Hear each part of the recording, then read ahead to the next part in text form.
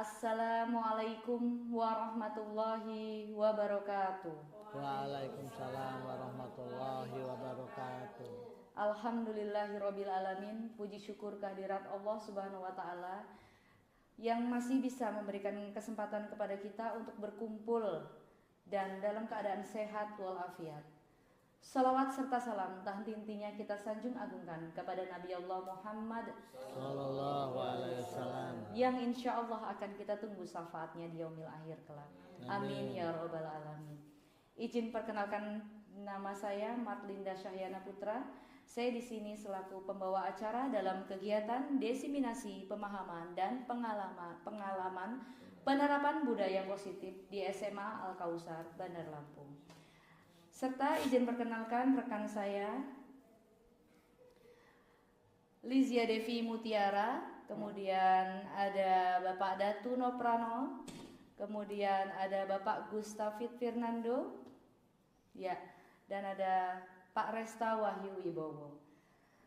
Terima kasih atas kesempatan yang diberikan untuk kelancaran dan untuk ketadaburan acara kita. Izinkan untuk kegiatan berikutnya yaitu pembacaan doa yang akan disampaikan oleh Bapak Tegar. Kepada Bapak kami persilahkan. Assalamualaikum warahmatullahi wabarakatuh.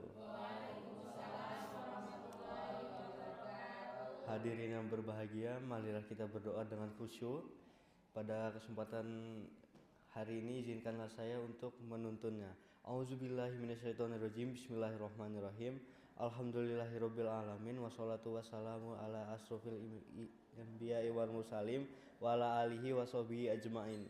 Allahumma ya Allah ya Tuhan kami, tiada kata dan rasa yang pantas kami hanturkan kepadamu pada sore hari ini selain syukur kami padamu atas segala nikmat dan hidayah yang Engkau anugerahkan kepada kami, sehingga kami bisa hadir bersama untuk mengikuti rangkaian acara pada sore hari ini. Untuk itu ya Allah ya Rahman ya Karim, jadikanlah acara kami ini sebagai acara yang Engkau ridhoi, yang membawa berkah, rahmat, taufik dan hidayahmu buat kami semua. Amin ya Allah ya Rabbal alamin. Wassalamualaikum warahmatullahi wabarakatuh.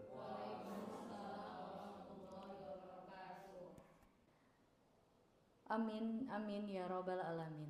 Terima kasih kepada Bapak Tegar atas pimpinan doanya. Untuk acara selanjutnya yaitu sambutan dari pimpinan atau yang mewakili Kepala SMA Al Kausar kepada Bapak Erson Towi, Sarjana Pendidikan, Sarjana Hukum, Magister Pendidikan, dipersilahkan.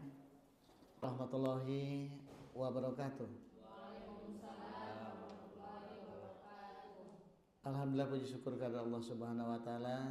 Salam serta salawat selalu kita sanjung agungkan pada junjungan kita Nabi besar Muhammad sallallahu alaihi wasallam yang insyaallah kita nantikan syafaatnya di yaumil akhir kelak. Amin ya rabbal alamin. Yang saya hormati teman-teman calon guru penggerak angkatan ke-11 SMA Al Kausar, dalam hal ini diikuti oleh Bapak Datu Noplano, oleh Ibu Hajah Lizia Devi Mutiara, oleh Ibu Marlinda Syahyana Putra, dan juga Bapak Resta Wahyu serta Bapak Gustafid Fernando. Pada kesempatan ini, hari ini kita akan membahas tentang proses diseminasi pemahaman dan pengalaman penerapan budaya positif. Teman-teman calon guru penggerak, pada kesempatan ini teman-teman sudah mulai memasuki babak pembahasan tentang diseminasi pemahaman. Lalu yang kedua, bagaimana pengalaman penerapan budaya positif. Tentunya dalam kegiatan guru penggerak banyak hal yang didapat oleh teman-teman semua yang nantinya dapat kita terapkan dalam kehidupan kita sehari-hari dalam rangka kita meningkatkan motivasi belajar siswa dan juga memberikan pengalaman-pengalaman yang menarik bagi mereka agar mereka tetap mempunyai semangat untuk meraih cita-citanya. Beberapa budaya positif yang memang sudah harus kita laksanakan Itu tentunya sebagian sudah kita laksanakan sebagai tradisi di sekolah kita.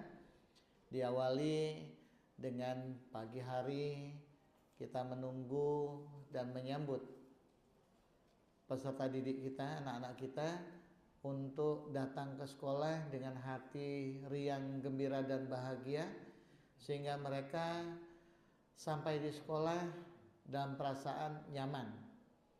Tentunya budaya positif ini memberikan semangat pada mereka bahwa Bapak Ibu guru menyambut kehadiran mereka dengan semangat, dengan keceriaan dan kebahagiaan. Tentunya ini menjadi sebuah support bagi mereka untuk dapat menerima dan melaksanakan serta melakukan berbagai hal dalam proses kegiatan belajar dan mengajar di kelas. Lalu yang kedua, budaya positif yang kita sudah biasa lakukan, nanti di-compare dengan beberapa materi-materi yang didapat melalui program pendidikan guru penggerak ini, tentunya akan menambah juga motivasi bagi siswa. Nah, budaya positif yang kedua, selain kita pagi menerima, lalu kita menebarkan salam. Satu sama lain kita berikan contoh, guru sesama guru mengucapkan salam, saling bertanya tentang keadaan dan kesehatan pada hari ini. Nah, ini juga merupakan satu bentuk perhatian kita pada murid-murid kita, peserta didik, siswa-siswi kita, karena mereka merasa bahwa setelah mereka sampai di sekolah ada Bapak Ibu guru yang memperhatikan mereka, menerima mereka, lalu menanyakan keadaan, kabar mereka pada hari ini. Dilanjutkan pada nilai-nilai budaya positif dalam hal nilai-nilai budaya religius. Tentunya hal-hal yang biasa kita lakukan, nilai religius ini ditandai dengan literasi berupa pembacaan ayat suci Al-Quran, lalu juga zikir pagi dan juga doa bersama. Ini untuk mengawali kegiatan belajar di kelas. Jadi semua rangkaian kita awali dengan doa. Setelah itu juga budaya positif yang perlu kita jaga dan tetap kita laksanakan setelah kita juga lulus dalam program kegiatan pendidikan guru penggerak angkatan ke-11 ini. Tentunya budaya positif yang ada setelah literasi, berdoa dan juga zikir pagi di kelas, tentunya Bapak Ibu memberikan semangat kepada peserta didik kita dengan mengajak mereka mendiskusikan kembali materi-materi yang telah ada atau telah mereka terima pada saat-saat waktu sebelumnya. Ini juga untuk memberikan proses pada mereka, membuka wawasan mereka, mengingat kembali kegiatan-kegiatan yang sudah mereka lakukan sebelumnya. Setelah itu juga budaya positif dalam proses penanganan. Nanti teman-teman akan mendapatkan triangulasi tentang proses siswa atau peserta didik dalam kegiatan belajar, dalam kegiatan penanganan masalah dan lain sebagainya.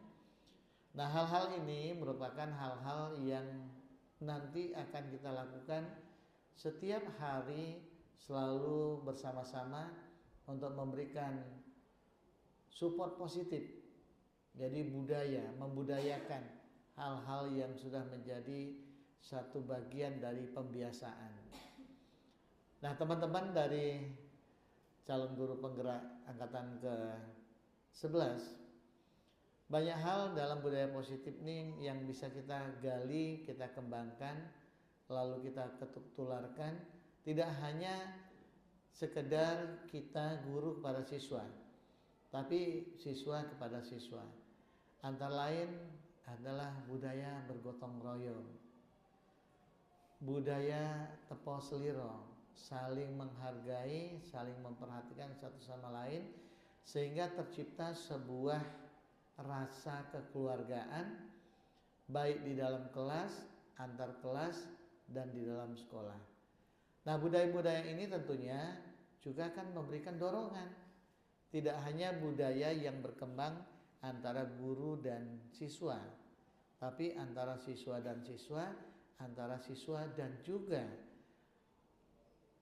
lingkungan, di mana selain siswa berhadapan dengan guru, siswa juga berhadapan dengan tenaga-tenaga kependidikan kita, yaitu para staf tata usaha yang menyediakan berbagai macam kebutuhan administrasi, dari mulai administrasi dan kelengkapan serta persiapan alat pendukung seperti ruangan, lalu juga alat tulis, dan juga beberapa hal yang memang kita butuhkan. Nah, budaya positif ini setelah guru, siswa dan siswa dengan lingkungannya, juga budaya positif terhadap alam sekitarnya, yaitu bagaimana kita ciptakan budaya positif di kalangan siswa untuk dapat menjaga lingkungan sekitarnya untuk tetap bersih, sehingga lahir nanti budaya bersih. Budaya juga makan, budaya bertegur sapa, sehingga banyak hal yang positif yang bisa kita munculkan dalam proses kegiatan guru penggerak ini. Selain itu juga teman-teman calon guru penggerak angkatan ke-11, budaya-budaya positif yang ada selain kita terapkan juga menjadi pemahaman yang harus kita samakan, baik guru, siswa, dan lingkungan serta seluruh warga sekolah. Kalau budaya positif ini sudah kita laksanakan di dalam warga sekolah, maka kita akan hubungkan yaitu dengan orang tua. Artinya orang tua ini harus mengetahui bahwa banyak budaya positif yang harus kita laksanakan. Kalau di sekolah diawali oleh kita Bapak Ibu guru dengan menyambut mereka, tentunya budaya positif di rumah, bagaimana orang tua dapat melepas siswa-siswinya juga dengan ucapan salam serta doa, dan juga nilai-nilai positif lainnya yang memang biasa menjadi sebuah pembiasaan di lingkungan keluarga masing-masing. Nah, dengan adanya proses pembiasaan dengan pemahaman yang sama, maka pengalaman-pengalaman yang diterima oleh peserta didik di rumah, peserta didik di sekolah, ini dapat kita terapkan. Tidak hanya untuk di sekolah, tetapi juga untuk di rumah. Itu yang kita akan lakukan oleh kita semua sebagai warga sekolah dan warga masyarakat dalam proses diseminasi pemahaman dan juga pengalaman penerapan budaya positif. Itu yang dapat saya sampaikan. Tentunya tetap semangat pada teman-teman calon guru penggerak untuk juga tetap menjaga kekompakan, menjaga kesehatan, karena memang tugas-tugas dalam guru penggerak ini memang banyak, tetapi yakinlah apa yang dilakukan oleh kita dalam proses program pendidikan guru penggerak ini tentunya akan bermanfaat bagi kemajuan pendidikan. Demikian yang dapat saya sampaikan. Sekali lagi mewakili Bapak Sekolah mengucapkan selamat terus melaksanakan proses pendidikan guru penggerak ini. Semoga teman-teman dari guru-guru Al-Kausar dapat lulus dengan baik. Demikian saya akhiri. Wassalamualaikum warahmatullahi wabarakatuh.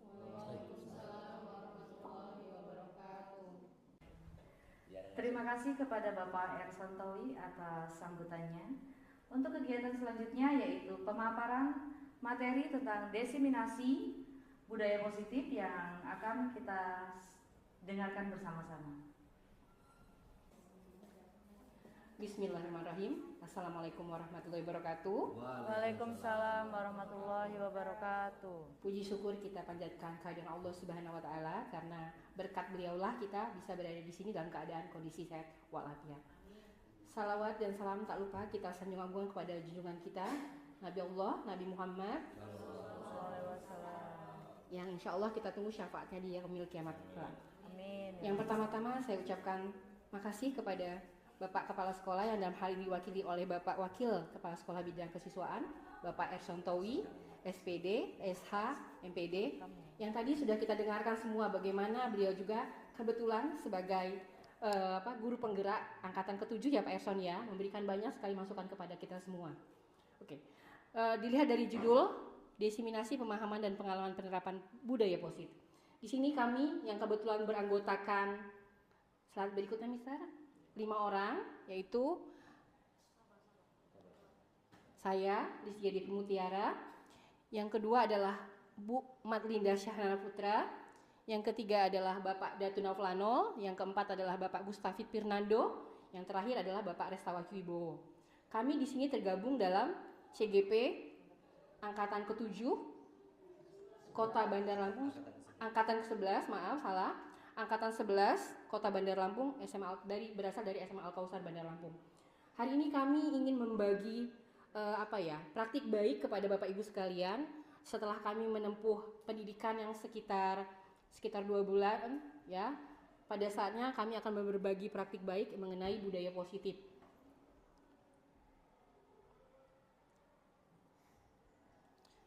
Penerapan pembelajaran berdasarkan prinsip pembelajaran paradigma baru bisa dilihat dari slide yang sudah saya paparkan. Pelajaran paradigma baru memberikan kebebasan pada satuan pendidikan untuk membuat perencanaan pembelajaran dan mengembangkan kurikulum operasional sesuai dengan kebutuhan peserta didik. Yang kedua adalah pemerintah melalui Kemendikbud bertugas untuk menunjukkan tujuan pendidikan nasional, profil belajar Pancasila, dan struktur kurikulum operasional yang bisa dijadikan rujukan dan dasar pengembangan kurikulum oleh pendidik sesuai dengan kebutuhan. Selanjutnya, pemerintah menerapkan struktur kurikulum, capaian dan pembelajaran serta asesmen agar satuan pendidikan dapat menyesuaikan pembelajaran secara fleksibel sesuai dengan visi sekolah dan karakter peserta didik. Pembelajaran paradigma baru meliputi 1. Rancangan pembelajaran berfokus pada tingkat pengembangan dan capaian peserta didik di masa sekarang. Rancangan pembelajaran disusun dapat menumbuhkan kapasitas untuk menjadi seorang pelajar sepanjang hayat. Yang ketiga, perkembangan kompetensi dan karakteristik holistik peserta didik menjadi sasaran dalam proses pembelajaran. Selanjutnya, pembelajaran kontekstual dan relevan. Dan yang terakhir adalah masa depan berkelanjutan menjadi orientasi dalam pembelajaran. Motivasi perilaku manusia. Adapun motivasi perilaku manusia terangkum dalam 3 hal. Yang pertama adalah untuk menghindari ketidaknyamanan atau hukuman. Yang kedua adalah untuk mendapatkan imbalan atau penghargaan dari orang lain. Yang ketiga adalah untuk menjadi orang yang mereka inginkan dan dihargai dengan nilai-nilai yang mereka percaya.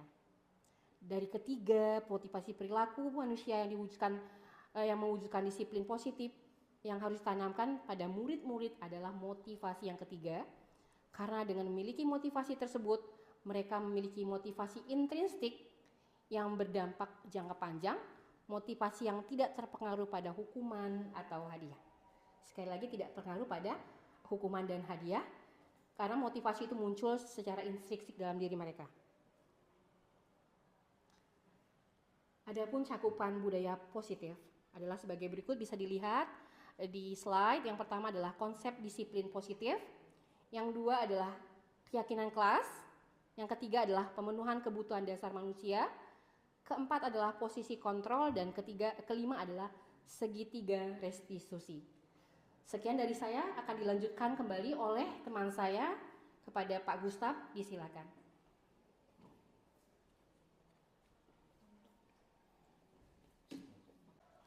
Baik Bapak Ibu, saya akan paparkan di sini tentang konsep disiplin positif ya.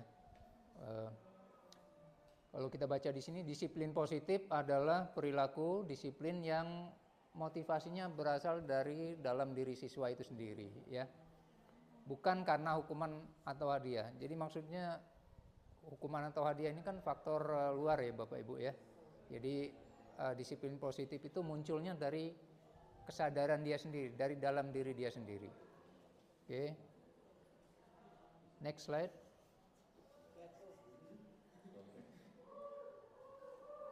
Nah, di sini kita beri beberapa contoh ya tentang disiplin positif. Di antaranya datang ke sekolah tepat waktu. Kemudian ada lagi mengenakan seragam sesuai dengan aturan. Kemudian mengumpulkan tugas tepat waktu. Tertib dalam mengikuti pelajaran. Dan masih banyak lagi contoh budaya positif yang lain ya. Adapun penerapan disiplin positif yang sudah kita laksanakan, yaitu guru dan staf sekolah memberikan contoh dengan menunjukkan sikap yang positif. Jadi sikap positif yang ditunjukkan oleh guru dan staf ini akan dilihat oleh siswa. Jadi dengan demikian nanti muncul motivasi dari dalam diri siswa itu sendiri. Kemudian membuat aturan yang jelas dan konsisten. Dan pastikan bahwa aturan tersebut dapat diterapkan secara adil. Jadi kalau aturan itu kita tidak terapkan secara konsisten, maka akan tidak efektif ya Bapak Ibu. Karena di mata siswa nanti siswa juga menganggap aturan itu tidak permanen gitu ya, tidak konsisten. Yang ketiga, memberikan bimbingan positif bagi siswa daripada hukuman dengan memahamkan mereka tentang dampak dari perilaku yang diperbuat dan cara mengubahnya. Penerapan yang lain adalah memberikan pelatihan atau program untuk melakukan pengembangan. Selanjutnya, memberikan tanggung jawab kepada siswa pada pengelolaan kelas. Ya, jadi kita berikan tanggung jawab, kita latih mereka untuk bertanggung jawab. Kemudian memberikan layanan konseling dan dukungan mental untuk siswa yang membutuhkan pemahaman. Ya, jadi kita harus siap memberikan layanan konseling. Tuh. Mungkin selanjutnya slide. Kemudian aspek yang kedua yaitu keyakinan kelas. Kalau di sini pengertiannya adalah nilai-nilai kebaikan atau prinsip yang disepakati bersama, berupa seperangkat aturan kelas yang telah disepakati bersama. Dengan membuat keyakinan kelas, siswa lebih bersemangat untuk melaksanakan prinsip atau nilai yang mereka buat. Jadi kesepakatan kelas itu penting ya Bapak Ibu, agar mereka taati bersama. Contohnya adalah dari aspek menghormati ini. Hormati semua orang.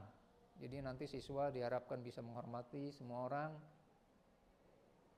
Kemudian kerjasama dan kolaborasi. Ketiga, jujur dan bertanggung jawab. Yang keempat, berusaha yang terbaik. Berani mengumpulkan pendapat. Dan yang terakhir, tepat waktu dan disiplin. Cukup sekian dari saya. Baik untuk mati ya memang. Baik untuk berikutnya yaitu kebutuhan dasar manusia. Unsur-unsur yang dibutuhkan oleh manusia dalam menjaga keseimbangan baik secara fisiologis maupun psikis. Hal ini tentunya bertujuan untuk mempertahankan kehidupan dan kesehatan. Yang berikutnya adalah pemenuhan kebutuhan dasar manusia. Jadi manusia itu mempunyai 5 kebutuhan dasar. Yang pertama adalah kebutuhan untuk bertahan hidup. Yang kedua, kebutuhan akan kasih sayang dan rasa diterima. Yang ketiga, kebebasan. Yang keempat, kesenangan. Dan yang terakhir adalah penguasaan. Kemudian ada posisi kontrol guru di sekolah. Di sini ada 5 posisi kontrol guru di sekolah. Yang pertama sebagai penghukum. Yang kedua pembuat rasa bersalah. Yang berikutnya adalah sebagai teman. Kemudian sebagai pemantau. Dan yang terakhir sebagai manajer. Baik, penjelasan untuk posisi guru. Yang pertama adalah sebagai penghukum. Bagaimana seorang guru bisa menggunakan hukuman fisik maupun verbal. Biasanya kalau kita menghukum orang tuh biasanya menggunakan fisik ataupun verbal. Kemudian orang yang menjalankan posisi lingkungan hukum kemudian senantiasa mengatakan bahwa sekolah memerlukan sistem atau alat yang dapat lebih menekan murid-murid lebih dalam lagi. Kemudian yang kedua adalah pembuat rasa bersalah. Pada posisi ini biasanya guru akan bersuara lebih lembut, menggunakan keheningannya yang membuat orang lain itu merasa kurang nyaman dan membuat orang lain merasa bersalah atau rendah diri. Kemudian yang ketiga sebagai teman. Biasanya kalau posisi kontrol guru sebagai teman, itu guru pada posisi tidak menyakiti murid. Jadi lebih kepada friendly, namun akan berupaya mengontrol murid melalui persuasi, begitu. Kemudian yang keempat sebagai pemantau. Pada posisi ini berarti guru itu mengawasi, kemudian pada saat mengawasi kita juga bertanggung jawab atas perilaku orang yang kita awasi itu. Jadi guru sebagai pengawas itu kita bertanggung jawab atas apa yang dilakukan murid yang sedang kita awasi. Yang terakhir yaitu sebagai manajer. Bagaimana guru itu berbuat sesuatu bersama dengan murid. Jadi mempersilahkan murid untuk mempertanggungjawabkan perilakunya, mendukung murid agar dapat mengemukakan solusi atas permasalahannya sendiri. Yang berikutnya adalah segitiga restitusi. Segitiga restitusi adalah proses menciptakan kondisi bagi murid untuk memperbaiki kesalahannya, sehingga karakter mereka lebih kuat ketika kembali pada kelompoknya. Segitiga restitusi itu ada 3 tahapan. Yang pertama adalah menstabilkan identitas, kemudian yang kedua memvalidasi tindakan yang salah, kemudian yang ketiga adalah menanyakan keyakinan. Baik, itu saja yang dapat saya sampaikan. Terima kasih atas kesempatannya. Saya lanjutkan kepada rekan saya yang berikutnya. Baik, Assalamualaikum warahmatullahi wabarakatuh. Selanjutnya saya akan menyampaikan berkaitan dengan strategi melakukan restitusi meliputi. Yang pertama, menstabilkan identitas, di mana saat anak berbuat salah ada kebutuhan dasar yang tidak terpenuhi bagi mereka. Maka langkah ini bertujuan untuk mengubah orang yang gagal karena berbuat kesalahan menjadi orang yang sukses. Berikut yang kedua adalah validasi tindakan yang salah. Guru berupaya memahami tindakan dasar yang melatar belakangi anak yang berbuat kesalahan. Dan ketiga, menanyakan keyakinan. Manusia termotivasi secara internal saat langkah 1 dan 2 sukses dilakukan, anak akan siap dihubungkan dengan nilai-nilai yang dia percaya.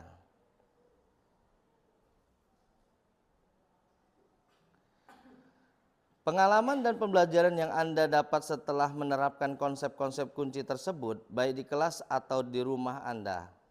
Yang pertama, gerakan literasi sekolah. Kedua, gerakan sodako 1000 sehari. 3, gerakan mengaji. Keempat, kegiatan ekstrakurikuler. Kelima, kegiatan pembiasaan awal dan akhir proses belajar. Pengalaman dan pembelajaran yang Anda dapat setelah menerapkan konsep-konsep kunci tersebut, baik di kelas dan atau di rumah Anda. Yang pertama, bersikap sopan dan meminta izin pada guru bila akan masuk atau keluar kelas pada saat pembelajaran sebagai wujud menghargai diri sendiri dan orang lain. Yang kedua, mengantri. 3, melaksanakan kerja bakti rutin. Keempat, tepat waktu. 5, jujur. Keenam, mentaati peraturan dan tata tertib sekolah. Ketujuh, mendengar atau menyimak pembicaraan guru maupun teman sebaya ketika menyampaikan materi maupun pendapat. Yang berikutnya, toleransi menghargai perbedaan. Selanjutnya, bertanggung jawab atas apa yang dilakukan, serta religius. Rencana kegiatan yang akan kami lakukan, yang pertama sebagai pemangku kebijakan yaitu kepala sekolah. Rencana dan cara penyampaiannya, sosialisasi visi dan program sekolah. Poin penerapan disiplin di kelas atau sekolah, penerapan dilakukan kepada seluruh warga sekolah pada saat rapat bulan September. Keterangan tahapan pelaksanaan, yang pertama, melakukan koordinasi dulu dengan kepala sekolah. Kedua, mendiseminasi program dengan seluruh warga sekolah. Ketiga, merancang program. Keempat, melakukan aksi nyata. Lalu kelima, melakukan refleksi kegiatan serta membuat merancang tindak lanjut. Rencana kegiatan yang akan kami lakukan yaitu sebagai pemangku kebijakan guru dan siswa, rencana dan cara penyampaian, sosialisasi di keyakinan kelas. Poin penerapan disiplin di kelas atau sekolah, penerapan dilakukan di kelas pada saat jam pelajaran pertemuan pertama. Keterangan pada tahapan pelaksanaan yaitu dimulai dari menanyakan impian mereka tentang kondisi kelas yang mereka inginkan. Kedua, guru dan siswa mengulas impian mereka ke dalam keyakinan kelas yang mereka inginkan. Siswa menuliskan keyakinan kelas mereka masing-masing, guru dan siswa memilah keyakinan kelasnya, serta mengubah keyakinan kelasnya menjadi kalimat positif. Guru dan siswa menyepakati keyakinan kelasnya dan membuat print out keyakinan kelasnya. Saya rasa cukup yang bisa saya sampaikan atas perhatiannya. Terima kasih. Semoga hal ini dapat menginspirasikan kepada Bapak, Ibu, Saudara sekalian. Terima kasih. Assalamualaikum warahmatullahi wabarakatuh.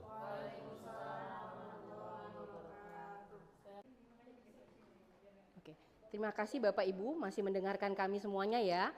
Adapun setelah kami memaparkan apa yang menjadi materi hari ini, kami akan melakukan dua kegiatan budaya positif. Yang pertama adalah sosialisasi visi dan program sekolah. Yang kedua adalah keyakinan kelas. Tahapan dalam melaksanakan sosialisasi visi dan program sekolah, pertama yang menjadi pemangku kebijakan ini adalah Bapak Kepala Sekolah. Lalu rencana dan cara penyampaian yang akan kami lakukan adalah sosialisasi visi dan program sekolah. Poin penerapan disiplin di kelas atau di sekolah, adapun poin penerapannya akan dilakukan di seluruh warga sekolah, berarti berada di sekolah.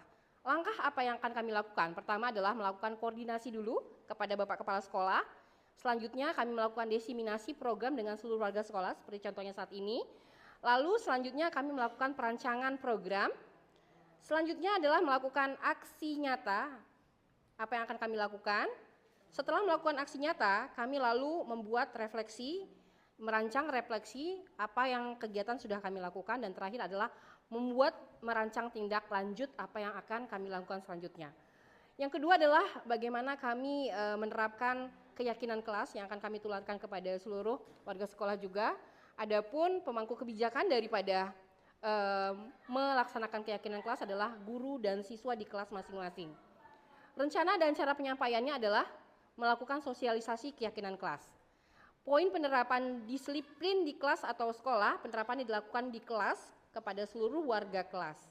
Adapun tahapan pelaksanaannya adalah dimulai dengan menanyakan kepada siswa-siswi dulu, apa sih impian mereka terhadap suatu kelas, apa sih yang mereka inginkan, kondisi ideal apa yang mereka harapkan. Lalu setelah itu siswa dan guru mengulas impian mereka ke dalam keyakinan kelas yang mereka inginkan.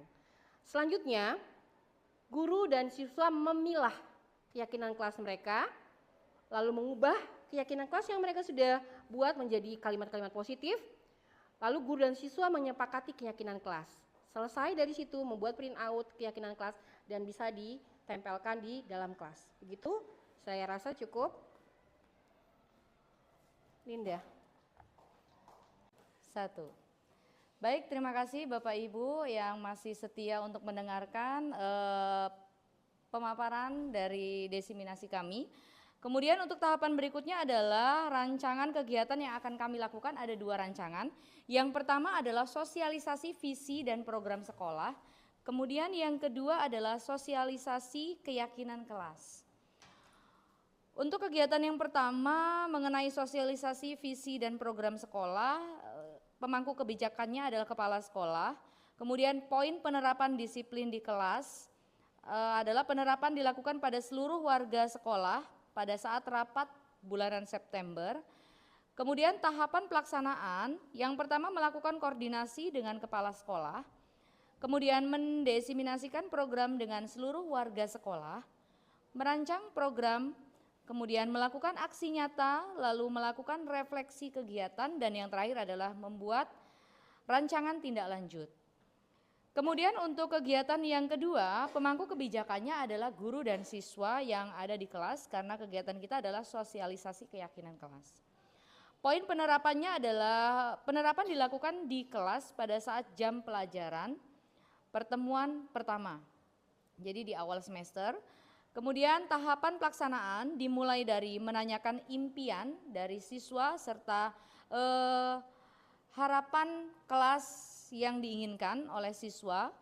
Kemudian guru dan siswa mengulas impian mereka dalam bentuk keyakinan kelas yang mereka inginkan. Selanjutnya siswa menuliskan keyakinan kelas mereka masing-masing. Guru dan siswa memilah keyakinan kelas. Selanjutnya mengubah keyakinan kelas menjadi kalimat positif.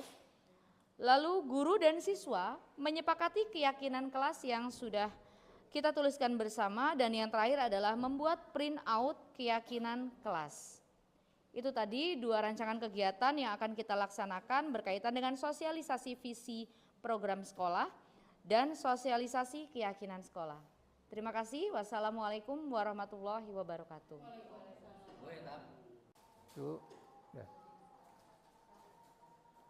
Baik Bapak Ibu, dari pemaparan yang sudah kami berikan tadi, maka rencana apa yang akan kami lakukan? Rencana kami yang akan lakukan adalah terbagi 2 tahap ya Bapak Ibu. Yang pertama adalah sosialisasi visi dan program sekolah. Yang kedua adalah sosialisasi keyakinan kelas. Untuk yang pertama yaitu sosialisasi visi dan program sekolah. Di sini pemangku kebijakan adalah kepala sekolah. Sedangkan poin penerapan disiplin di kelas atau di sekolah, penerapan dilakukan kepada seluruh warga sekolah pada saat rapat bulan September. Untuk tahapan pelaksanaan, yang pertama melakukan koordinasi dengan kepala sekolah, yang kedua mendesiminasi program dengan seluruh warga sekolah. Selanjutnya merancang program, kemudian melakukan aksi nyata, melakukan refleksi kegiatan, yang terakhir membuat dan merancang tindak lanjut. Sedangkan untuk rencana yang kedua yaitu sosialisasi keyakinan kelas. Di sini pemangku kebijakannya yaitu guru dan siswa. Poin penerapan disiplin kelas atau sekolah, penerapan dilakukan di kelas pada saat jam pelajaran pertemuan pertama. Adapun tahapan pelaksanaan yaitu yang pertama dimulai dari menanyakan impian kepada siswa tentang kondisi kelas yang mereka inginkan. Kemudian guru dan siswa mengulas impian mereka ke dalam keyakinan kelas yang mereka inginkan.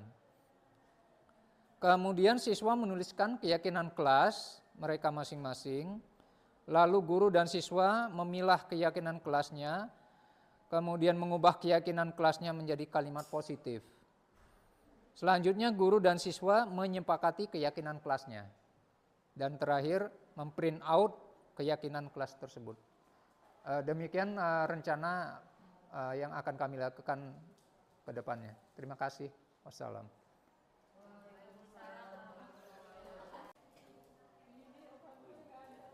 Baik, Assalamualaikum warahmatullahi wabarakatuh. Saya akan membacakan atau menyampaikan berkaitan dengan rencana kegiatan yang akan kami lakukan. Yang pertama, pemangku kebijakan yaitu kepala sekolah. Kedua, rencana dan cara penyampaiannya yaitu sosialisasi visi dan program sekolah. Poin penerapan disiplin di kelas ataupun di sekolah, di sini kita sampaikan berkaitan dengan penerapan dilakukan kepada seluruh warga sekolah pada saat rapat bulan September. Selanjutnya, keterangan atau tahapan pelaksanaan. Yang pertama, melakukan koordinasi dengan kepala sekolah.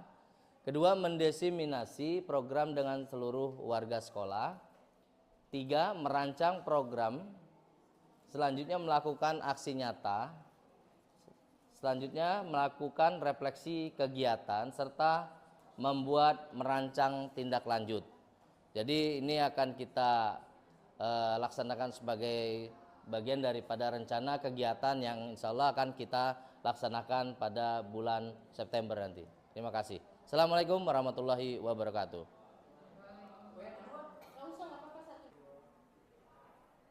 Baik, terima kasih. Untuk acara berikutnya yaitu sesi tanya jawab. Untuk termin pertama akan saya buka 3 penanya. Silakan Bapak Ibu. Terima kasih Bu Dita. Silakan Ibu Dita. Iya, terima kasih Bapak Ibu CGP atas materi yang sudah dipaparkan. Izin bertanya tentang budaya positif. Sejauh apa pemahaman Bapak Ibu terhadap budaya positif yang ada di sekolah? Mungkin itu saja. Terima kasih. Assalamualaikum warahmatullahi wabarakatuh. Waalaikumsalam warahmatullahi wabarakatuh. Terima kasih Bu Dita. Saya ingin bertanya, apa manfaat dari diseminasi di sekolah? Ya, sudah Ibu. Terima kasih atas pertanyaannya, luar biasa sekali. Semangat ya Bapak Ibu. Masih ada yang ingin bertanya lagi? Satu penanya, oke. Terima kasih. Silakan Ibu. Ya, terima kasih atas waktunya. Assalamualaikum warahmatullahi wabarakatuh. Waalaikumsalam warahmatullahi wabarakatuh. Saya ingin bertanya untuk sesi ini. Tadi kan kita sudah dijelaskan tentang budaya positif sekolah. Lalu bagaimana cara membangun budaya positif di sekolah menurut Bapak-bapak dan Ibu-ibu sekalian? Terima kasih. Wassalamualaikum warahmatullahi wabarakatuh. Waalaikumsalam warahmatullahi wabarakatuh. Boleh tepuk tangan dulu dong biar semangat. Masya Allah, Bapak Ibu guru hebat, luar biasa sekali pertanyaannya. Oke, mungkin untuk pertanyaan kedua akan langsung coba saya jawab ya Ibu ya. Tadi Ibu Hikmah menanyakan bahwa ada tidak manfaat dari diseminasi di sekolah, begitu ya Bu ya. Seperti yang kita tahu bahwa diseminasi itu adalah menyebarluaskan ide atau gagasan, ya itu secara pengertiannya bahwa diseminasi adalah menyebarkan informasi ataupun ide. Kemudian melalui kegiatan diseminasi ini, guru dapat berdiskusi, bertukar informasi untuk memperbaiki diri dalam berbagi praktek baik. Jadi pada kegiatan diseminasi itu adalah bagaimana kita sama-sama berbagi praktek baik. Kemudian banyak hal sekali yang dapat didiseminasikan, misalnya tentang mendapatkan informasi yang terbaik, bisa berkaitan dengan seorang guru memberikan informasi terkait mungkin webinar atau seminar atau training motivasi yang diadakan oleh lembaga-lembaga lain. Itu dapat kita lakukan informasinya, kita dapat sebarkan informasinya sehingga kita sama-sama berbagi praktek baik lewat diseminasi. Itu saja mungkin manfaat yang dapat saya paparkan. Terima kasih Umi Hikmah. Ya, sama-sama Ibu. Kemudian untuk pertanyaan nomor 3, apa tadi ya Ibu ya? Pertanyaan nomor 3 tadi berkaitan? Oh iya, baik. Bagaimana membangun budaya positif akan disampaikan oleh Mr. Datu. Silahkan Mr. Ya.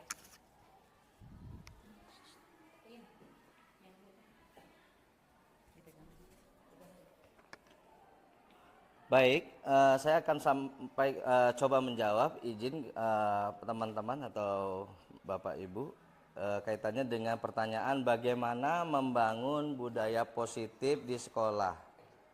Pada intinya budaya positif merupakan upaya menciptakan atmosfer atau lingkungan yang baik di sekolah. Hal ini diperlukan partisipasi untuk seluruh warga sekolah. Ya. Untuk membangun budaya positif agar berjalan dengan baik, itu kita yang pertama membentuk kesamaan pemahaman kepada seluruh warga sekolah. Yang kedua melakukan pelatihan dan pembinaan kepada warga sekolah. Yang ketiga melakukan komunikasi terbuka.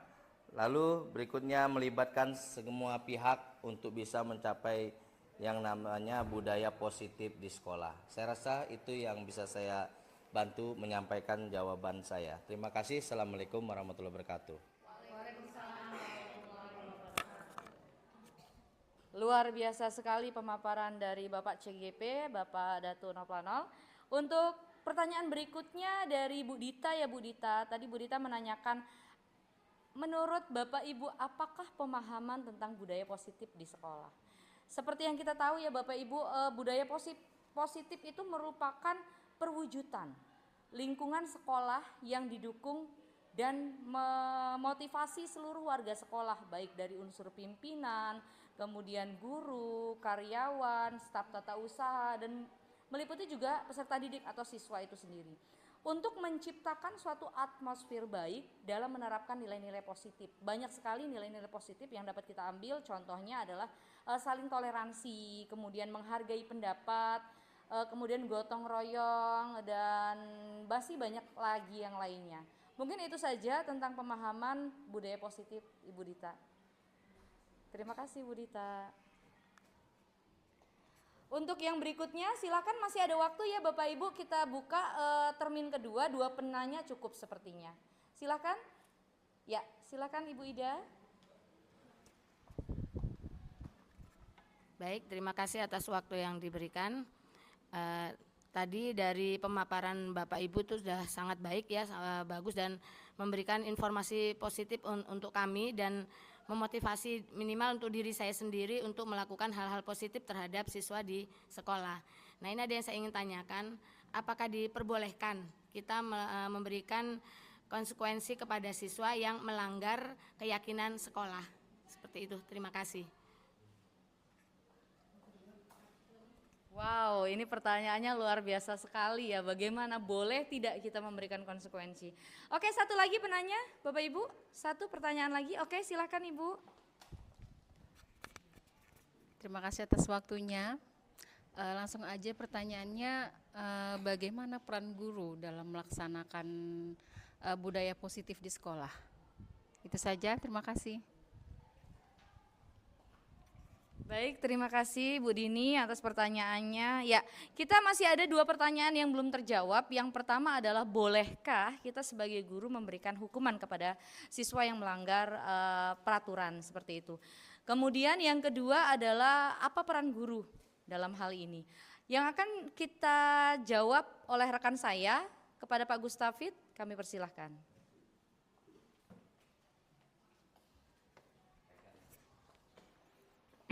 Baik, terima kasih atas pertanyaan dari Bu Ida. Saya coba menjawab ya di sini. Sepengetahuan saya sebagai guru, kita sebenarnya tidak boleh memberikan konsekuensi kepada siswa yang melanggar keyakinan kelas ya. Kecuali konsekuensi itu datang dari diri dia sendiri karena kesadaran dia. Demikian kalau jawaban dari saya cukup Ibu ya. Untuk selanjutnya silakan ke rekan saya yang lain. Wow, ya, terima kasih kepada Pak Gustaf atas pemaparannya. Untuk selanjutnya pertanyaan yang terakhir ya Bapak Ibu dari Bu Dini, apakah peran dari guru dalam hal diseminasi? Silakan Miss. Terima kasih, luar biasa ya pertanyaan dari Bu Dini ya. Kalau tidak salah pertanyaannya adalah, apakah peran guru ya dalam melaksanakan budaya positif di sekolah? Seperti kita ketahui, guru ini berperan sebagai posisi yang paling sentral ya dalam mendukung mempromosikan budaya positif di sekolah. Jadi guru ini bertindak sebagai role model, sebagai contoh ya dalam menerapkan budaya positif di sekolah. Dan selain daripada itu, guru juga bertanggung jawab dalam melaksanakan dan menciptakan lingkungan yang aman, tentram, dan damai. Seperti bisa kita contoh di situ ada penerapan disiplin positif. Guru dan staf sekolah memberikan contoh dengan menunjukkan sikap positif. Lalu yang kedua adalah membuat aturan yang jelas, itu juga guru juga yang berperan bersama siswa juga. Selanjutnya adalah memberikan bimbingan positif.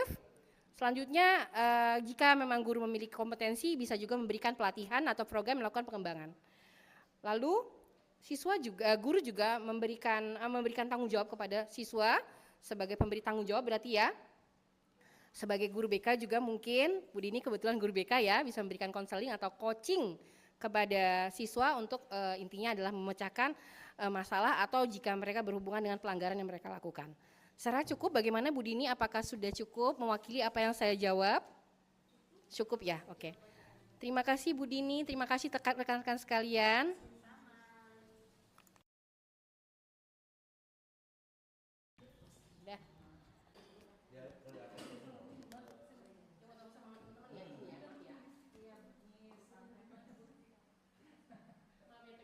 Baik, tibalah kita di penghujung acara kegiatan diseminasi budaya positif. Terima kasih atas perhatian Bapak Ibu guru hebat. Kemudian terima kasih kepada Bapak Ersontawi selaku pimpinan yang sudah mendampingi kami dalam kegiatan diseminasi pada siang hari ini. Saya selaku pembawa acara memohon maaf ketika ada kesalahan dan kepada Allah saya mohon ampun. Mari bersama-sama kita tutup kegiatan ini dengan mengucap lafaz hamdalah. Saya akhiri, wassalamualaikum warahmatullahi wabarakatuh.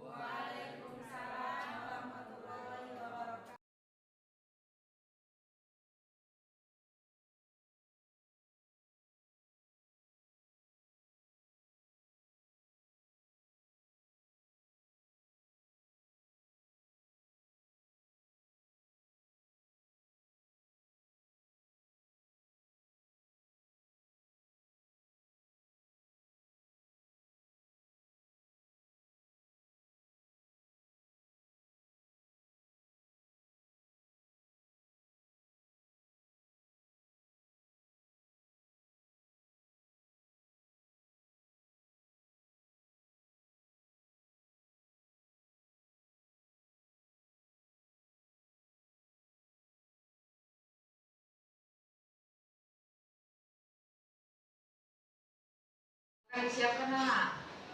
Duduk siap. Beri salam.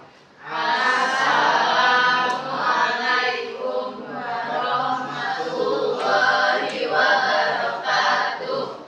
Waalaikumsalam warahmatullahi wabarakatuh. Duduk istirahat. Bismillahirrahmanirrahim. Gimana kabarnya kelas 11-2, sehat? Alhamdulillah, seger banget ya, udah siang, udah pada makan semua? Sudah. Ada yang tidak masuk hari ini? Sudah. Semua ya, oke. Sudah nggak sabar untuk kegiatan presentasi. Ya, pada hari ini kita akan melaksanakan kegiatan presentasi yang kalian akan presentasikan adalah hasil diskusi kalian di pertemuan yang lalu. Sudah siap? Sudah siap. Untuk itu kita mulai dari kelompok 3. Silakan kelompok 3.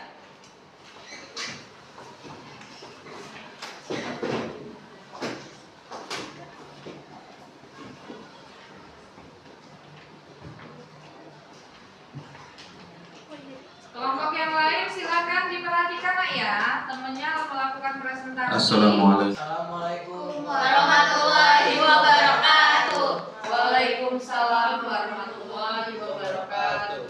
Kenalkan kami dari kelompok 3. Nama saya Abdurrahman Wafin.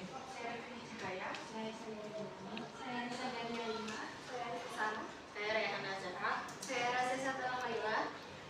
Di sini kami akan mempresentasikan tentang tari tradisi kreasi.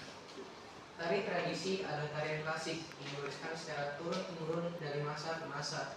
Tari tradisi memiliki nilai filosofi, simbolis, dan religius. Fungsi tari, sarana pertunjukan, sarana upacara, sarana hiburan, dan sarana Ale.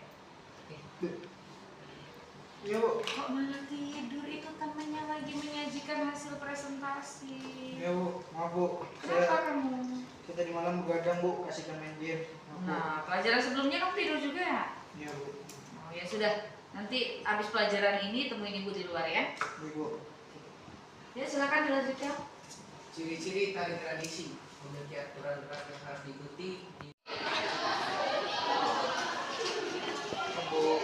Waalaikumsalam. Iya, Le. Kenapa tadi kok bisa kejadian seperti itu? Coba sekarang kamu ceritakan ke ibu. Kenapa kamu hari ini mengulang kesalahan yang sama sampai berulang-ulang gitu? Ya Bu. Gimana Bu, jadi tadi malam saya kasihkan main game Bu hingga larut malam sehingga paginya saya tidak bersemangat dan sangat lemas Bu untuk sekolah. Untuk saya Bu. Nah, kamu sudah tahu apa kelemahan kamu sehingga hari ini kamu merasa ngantuk dan letih. Sekarang apa coba manfaatnya dan juga dampak negatifnya untuk kamu kegiatan begadang main game sampai tengah malam sampai pagi gitu? Tidak ada Bu. Nggak ada kan? Merugikan. Terus gimana tuh konsekuensinya? Saya berjanji tidak akan begadang hingga larut bermain game lagi Bu, membuat saya tidak fokus di sekolah. Nah, jadi kamu harus bisa bagi waktu. Main game boleh, tapi kamu harus pintar bagi waktu ya. Jangan sampai seperti ini kan merugikan waktu belajar di kelas, jadi terganggu. Kemudian secara kesehatan juga kamu akan terganggu. Ya, lain kali lebih bijak lagi, karena ini terkait dengan nilai disiplin nak ya. Nah, bagaimana kalau di kelas kamu menghargai temanmu yang sedang berpresentasi dan lain sebagainya. Jadi konsekuensinya gimana nih dengan kamu sudah melakukan ini? Kenapa Bu? Saya minta maaf buat sama Ibu karena saya sudah lalai menjalankan kewajiban saya Bu, untuk belajar dan tidak fokus dan tidak menghargai Ibu menyelesaikan pelajarannya. Ya, nanti kamu juga minta maaf ya sama teman-teman tadi yang presentasi ya, dan jangan diulang lagi. Oke? Kalau sekali lagi tidur lagi nanti ada konsekuensinya ya, sesuai kesepakatan kelasnya ya. Oke, silakan kembali ke kelasnya ya. Terima kasih Bu. Ya, sama-sama nak. Waalaikumsalam.